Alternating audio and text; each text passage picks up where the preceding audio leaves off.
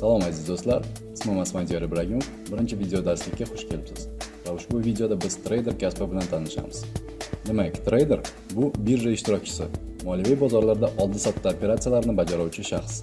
U aksiyalar, obligatsiyalar, fyucherslar, valyuta va boshqa moliyaviy instrumentlar bilan savdo qilishi mumkin.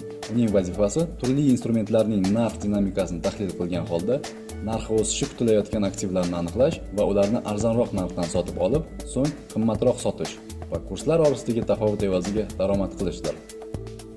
Misol uchun, valyuta bozoridagi trader bir hafta ichida dollarning so'mga nisbatan narxi 100 so'mga o'sishini taxmin qildi va shu zahotiyoq dollarni hozirgi kurs bo'yicha, ya'ni 8600 so'mdan 10000 dollar hajmida sotib oldi.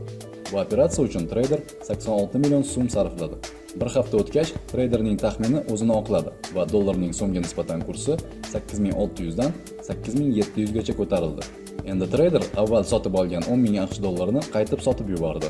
10000 AQSh dollari uchun bozorda traderga yangi narx bo'yicha 87 million so'm to'lashadi.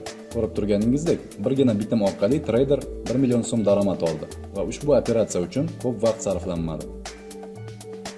Hozirgi misolda biz birgina so'mga nisbatan bo'lgan operatsiyani ko'rdik. Jahon valyuta bozorida esa 30 dan ortiq eng likvid valyutalar bilan savdo qilish mumkin. Ularning narxlari turli omillar ta'sirida uzluksiz o'zgarib turadi. Aynan shu o'zgarishlarni oldindan tahlil qilgan holda bir hafta ichida o'nlab bitimlar amalga oshirish va narxlar tafovuti evaziga daromad olish mumkin.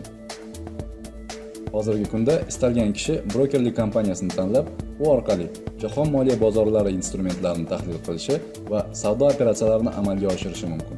Yangi video darsda siz brokerlar va ular taqdim etadigan xizmatlar bilan tanishib olasiz. E'tiboringiz uchun rahmat. Keyingi videoda uchrashguncha.